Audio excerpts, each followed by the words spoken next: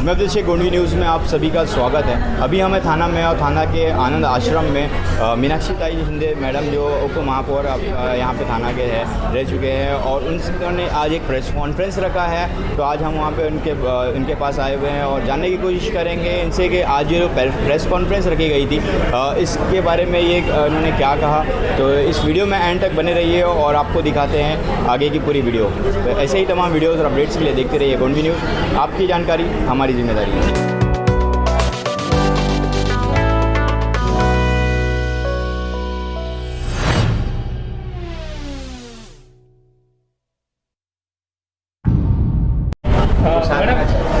दिवाली पाठ के मौके पर गौतमी पाटिल थाने में आई थी, आपने आयोजन किया था। जितेंद्र अवार्ड हो या सुषमा अंधारे हो, लगातार आरोप कर रहे हैं, महिला होने के नाते किस तरीके से देखते हैं? मेरे ख्याल से दिवाली पहाड़ का जो कार्यक्रम है वो गए साल से हम लोग ने शुरुआत की है और ये साल हमने गौतमी पाटिल को बुलाया था। कार्यक्रम का मुख्य आकर्षण गौतमी पाटिल थी, लेकिन हमारी जो पब्लिक है ठाणेकर है वो हमेशा हमारे यहाँ आती है और सुषमा अंधारे और अवार्ड साहब ने जो उन पर कमेंट किया, एक महिला होने के नाते महिला पे कमेंट करना ये गलत बात है और कलाकार का सम्मान हमेशा ठाणेकरों ने किया है। और गौतमी पाटिल और जितेंद्र अवार्ड ये क्या चीज़ है ये सबको मालूम है, इनके बारे में नया कुछ बताने की मुझे ज़रूरत नहीं है। मैडम, कलाकार है, कलाकार होता है, चाहे किसी भी क्षेत्र में हो। इस तरीके से महिला के ऊपर आरोप करना वो भी गौतमी पाटिल का, क्योंकि लगातार गौतमी पाटिल पर हर कोई आरोप करे। मुझे उनसे ही सवाल पूछना है, अगर महाराष्ट्र को सनी लियोनी चलती है, राखी सावंत चलती है, उर्फी जावेद चलती है, तो गौतमी पाटिल क्यों नहीं? ये मेरा सवाल है उनसे। और महाराष्ट्र में हमेशा कलाकारों का सम्मान किया है, तो जितेंद्र अवार्ड और अपना अंधारे मैडम ये हमेशा कुछ ना कुछ बयानबाजी करते रहते हैं लाइमलाइट में आने के लिए। तो इस तरह से आज उन्होंने गौतमी पाटिल पे आक्षेप लिया है, तो ठाणेकरों को सब मालूम है, नया कुछ उनको बताने की ज़रूरत नहीं है।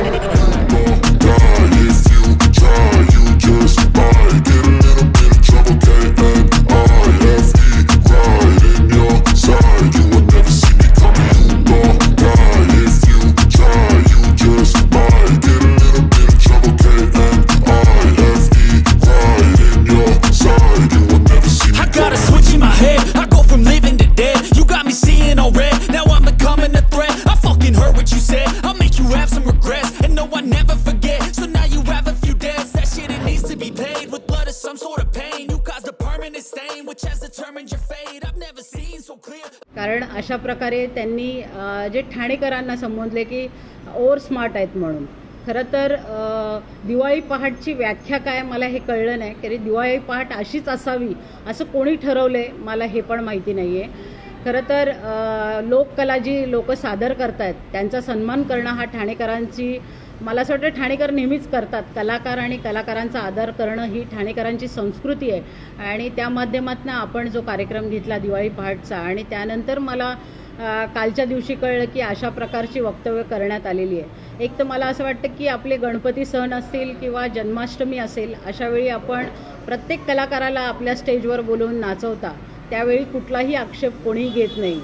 एक अंगभर कपडे घालून जी व्यक्ती, मला असं वाटतं गौतमी पाटिल ज्यांनी माझ्या स्टेजवर परफॉर्मन्स केलं आणि तिच्याबद्दल जर आक्षेप हे लोक नोंदवत असतील, तर मला त्यांना एकच सवाल आहे की सनी लिओनी असेल, राखी सावंत असेल किंवा उर्फी जावेद असेल किंवा भारत पाकिस्तान किंवा इतर मॅचेसमध्ये नाचणाऱ्या आपल्या चिअर गर्ल्स असतील ज्या नावापुरते कपडे घालतात, अशा लोकांचा जर महाराष्ट्रामध्ये सन्मान होत असेल तर पूर्ण अंगभर कपडे घातलेल्या गौतमी पाटिलचा कसा विरोध होतो हा मला एक बघण्यासारखी गोष्ट आहे.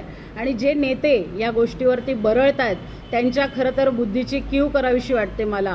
अशा प्रकारे लोकसंस्कृतीची जागर करणाऱ्या महिलेवरती अशा प्रकारे, म्हणजे मला असं वाटतं गरीब घरातून आलेली आहे आणि बाकीची लोक थोडे पैसेवाले आहेत आणि त्याच्यामुळे खरं तर हा सगळा भेदभाव चाललेला आहे. एकीकडे ठाण्यामध्ये अशा प्रकारचा कार्यक्रम होतोय आणि त्यांनी काल परवाच बघितलं असेल की मुंब्र्यामध्ये आम्ही त्यांना पळवून लावलं आणि त्यांनी तिथे 500-500 रुपये देऊन माणसं बोलवली होती. पण मीनाक्षी शिंदेच्या कार्यक्रमाला एवढी अलोट गर्दी बघून खरं तर आव्हाडांच्या पोटात दुखलं असावं आणि म्हणून अशा प्रकारचं वक्तव्य त्यांनी केलेलं आहे. आणि त्या कलाकाराचा देखील अपमान आहे. मला असं वाटतं की आत्तापर्यंत मी जे गौतमी पाटीलचे कार्यक्रम बघितलेले आहे, प्रत्येक कार्यक्रमात ती अंगभर कपडे घालूनच मला दिसलेली आहे आणि मला कुठलेही वावगं वाटलं नाही की तिने माझ्या मंचावरती येणं वावगं नसावं. कारण ठाणेकरांनी एवढा उत्स्फूर्त असा प्रतिसाद दिला होता. कार्यक्रम सकाळी 6ला चालू होणार होता, पण 5:30 वाजल्यापासून महिला पुरुष सगळ्या लोक उभे होते. मला असं वाटतं 65 वर्षाची एक आजी होती, ती 5:30 वाजताच येऊन उभी होती. म्हणजे तिचं क्रेज एवढ्या लोकांमध्ये आहे आणि ते कदाचित मला असं वाटतं आव्हाडांच्या पोटात दुखलं असावं. आणि आपल्या अक्काबाईंचं तर काय सांगावं, कारण अंधारेबाई नेहमीच काहीतरी बरळत असतात आणि त्या हिंदू द्वेष्ट आहेत, हे माझं ठाम मत आहे. कारण त्या एकपात्री नाटक कायम करत असतात, आपल्या हिंदू देवदेवतांना शिव्या घालत असतात. आणि अशीच महिला जर आपल्या सणांबद्दल जर बोलते तर मला आश्चर्य वाटतंय. आणि त्यांनी असं म्हटलं त्याच्यामध्ये की बाळासाहेबांना काय वाटलं असेल. जी बाई बाळासाहेबांना थेरडं म्हणून उल्लेख करत होती, तिला आता बाळासाहेबांचं दुःख होतं हे बघूनच एक वेगळं चित्र महाराष्ट्रासमोर उभं राहिलेलं आहे. आणि उद्धवसाहेब अशा महिलेला आपल्या बाजूला बसवून घेतात, हेच एक तर शोकांतिक आहे. कारण ज्या महिलेला जी आपल्या शब्दावरतीच ठाम राहिलेली नाही आणि त्या महिलेबद्दल जर आपल्या हिंदू सणांबद्दल ती जर बरळते, अशा महिलेला मला असं वाटतं की माझ्या ह्याच्यात किंमत नाही आहे. आणि खरं तर हा सण आज दिवाळी सण असा आहे की म्हणजे अंधारातून आपण प्रकाशात जाणार आहे. तर या निमित्ताने तरी त्या अंधारेबाईच्या डोक्यात प्रकाश पडावा, हीच त्यांना मी शुभेच्छा देते. आणि ठाणेकर सुज्ञ आहेत आणि त्यांना माहिती आहे की ठाण्यामध्ये कशी संस्कृती जपली पाहिजे आणि ठाणेकरांना ओव्हर स्मार्ट म्हणणारे काय आहेत आणि त्यांची पूर्ण ठाण्यामध्ये महिलांमध्ये काय समज आहे त्यांच्याबद्दल, हे मला वेगळं सांगण्याची गरज नाही आहे.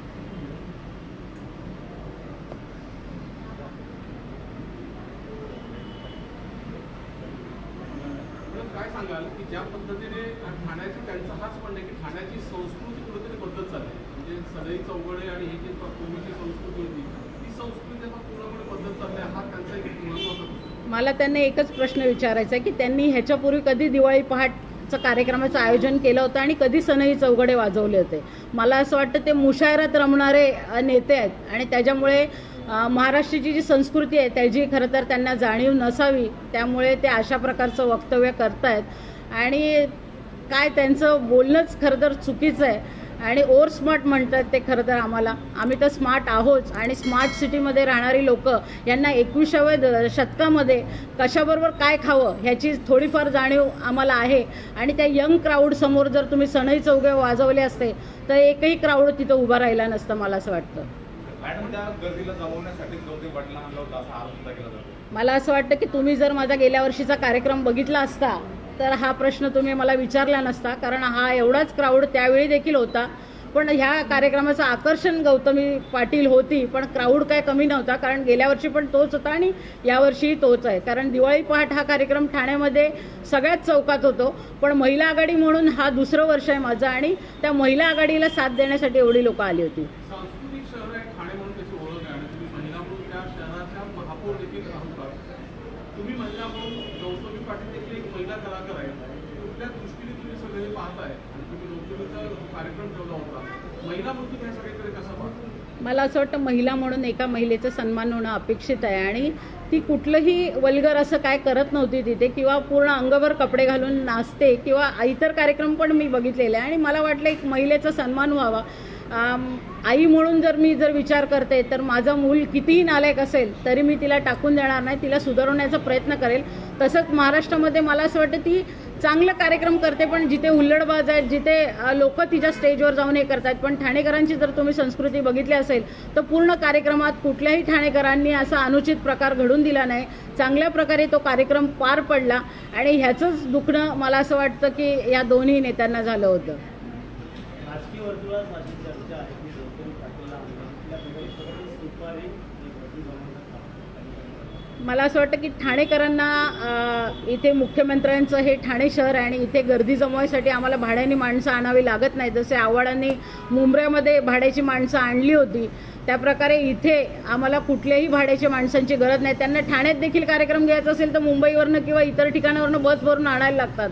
ही आत्ताची त्यांची परिस्थिती आहे आणि त्यामुळे आमच्या कार्यक्रमाला येणाऱ्यांना बघूनच कुठेतरी अशा प्रकारे ते वक्तव्य करतात. पुढच्या कार्यक्रमात गौतमी पाटील नसेल तरी पण ती तेवढीच गर्दी असेल हे तुम्ही अनुभवाल पुढच्या कार्यक्रमात देखील. या संदर्भात काय तक्रार वगैरे करणार का आपण असं वाटतं? मला असं वाटतं की ह्या लोकांना बोलण्यात ते मोठे नाही आहेत किंवा त्यांची तक्रार करून, कारण ते आम्हाला बोलूनच कुठेतरी लाईमलाईटमध्ये येतात, कारण स्वतःचं असं कारकीर्द काय उरलेली नाही. अंधारेबाईला बघितलं तरी त्यांची कारकीर्द अशी काही सामाजिक नाही आहे, त्या फक्त ट्विटरवर ट्विटरसारख्या बोलत असतात, बाकी इतर काय कामं करत नाही आहेत. तर त्याच्यामुळे अशा लोकांना मोठं करण्यासाठी मी अजून काय करणार नाही.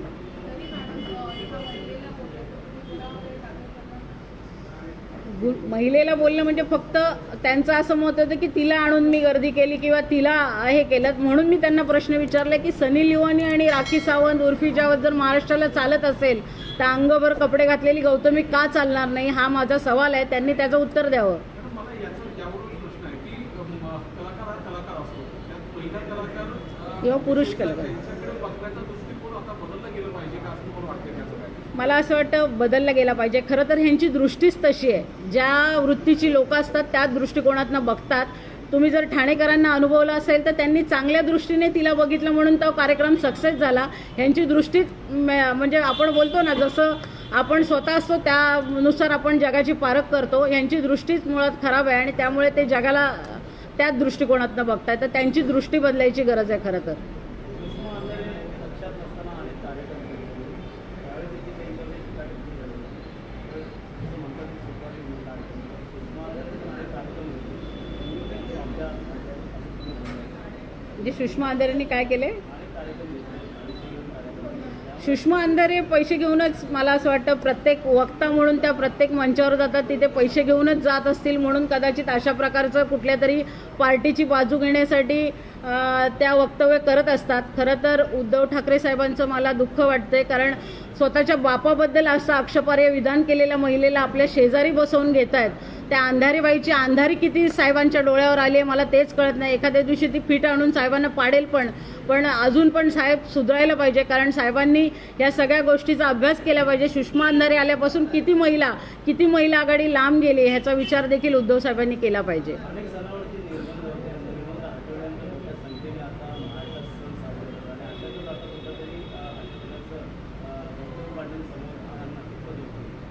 मला असं वाटतं की 2-2.5 वर्ष आपण उद्धव साहेबांची कारकीर्द बघितली आणि त्यानंतर शिंदे साहेबांची कारकीर्द बघताना सगळे निर्बंध उठवले गेले आणि पूर्ण महाराष्ट्रामध्ये आनंदाने सगळे आपले हिंदू सण आपण साजरे केले. हिंदू काय सगळ्याच सणांवरचे निर्बंध उठले होते आणि त्यामुळे कदाचित त्यांचं परफॉर्मन्स तेवढं चांगलं नव्हतं उद्धव साहेबांचं, आणि शिंदे साहेबांना लोक एवढे ॲप्रिशिएट करतायत त्याचा कुठेतरी मनात त्यांना राग येतो आणि त्यामुळे अशा प्रकारची लोक त्यांनी ठेवलेली आहे भाड्याने की ते प्रत्येक वेळी त्यांच्यावर टीका करण्यासाठी तयारीत असतात. तुम्ही ट्रोल करताना पण बघत असाल की ट्रोलसाठी एक खास सिस्टीम ठेवलेली आहे ते लोकांनी की घाणेरडे कमेंट्स करायचे काहीतरी आणि कुठल्या तरी महिलांना. मला असं वाटतं हे जे रिकाम टेकडे लोक आहेत त्यांच्याकडे कोणतंही काम नाही आहे.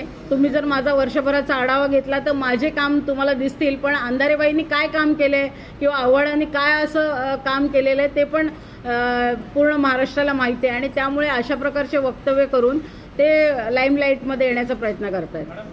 गौतमी पाटीलला पुन्हा एकदा ठाण्यात आणणार जर असे आरोप होत असेल तर त्यामुळे मला असं वाटतं कलाकार आहे आणि कलाकाराचा सन्मान होणं, मी प्रत्येक कलाकाराचा सन्मान करतं. त्यांच्या वैयक्तिक आयुष्यात डोकवण्याचं माझं काम नाही आहे. तुम्ही जर माझी कारकीर्द बघाल तर 15 वर्षाच्या ह्या माझ्या कारकिर्दीमध्ये मी आजपर्यंत कोणावर वैयक्तिक टीका केलेली नाही आहे आणि अशा प्रकारे एखाद्या महिलेवरती वैयक्तिक टीका करून ती पण महिला करते तर मला असं वाटतं ह्याच्यापेक्षा दुर्भाग्याची गोष्ट नाही. आपण कलाकारांचा सन्मान केला पाहिजे आणि आम्ही ज्या दिघे साहेबांच्या आश्रमात बसलो आहे, दिघे साहेबांनी पण कलाकारांना नेहमीच साथ दिलेली आहे आणि त्यांचा सन्मान केलेला आहे आणि आमचे मुख्यमंत्री एकनाथ शिंदे हे देखील कलाकारांचा सन्मान करतायत. तर हे कुठेतरी त्यांना रुचत नाही असं मला वाटतं. सुषमा अंधारेंनी पुन्हा ट्विट केलं, त्यांनी म्हटलंय की एंटरटेनमेंट आणि पिक्चरचं नाव आपल्याला सबसे बडा गद्दार बोल. दोघांमध्ये खासदारकीच्या जागेवरून वाद सुरू आहे असं बघता. मला असं वाटतं ती घरची भांडणं आहेत आणि ती घरातच मिटतील. ती घरातली भांडणं आहेत, ती घरातच मिटतील. पण सुषमा अंधारेंनी ह्याच्यावर बोलू नये, कारण त्यांनी किती पार्ट्या बदलून ह्या पार्टीत आलेल्या आहेत तर ती गद्दार कोणाला बोलते नेमकं ती स्वतःलाच बोलत असेल आणि त्याच्यामुळे मला ह्याच्यावर भाष्य करणं योग्य वाटत नाही. आमच्या घरातली आहेत, ती घरातली भांडणं आम्ही घरातच मिटवू.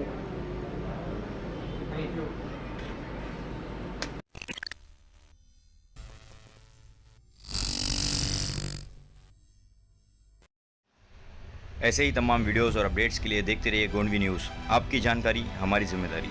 जिसने अभी तक हमारे चैनल को सब्सक्राइब नहीं किया है, सब्सक्राइब करके बेल आइकन ज़रूर दबा लीजिए और इस वीडियो को ज़्यादा से ज़्यादा ग्रुप में शेयर करिए। ये वीडियो आपको कैसे लगी कमेंट्स करके ज़रूर बताइए। जय हिंद, जय महाराष्ट्र।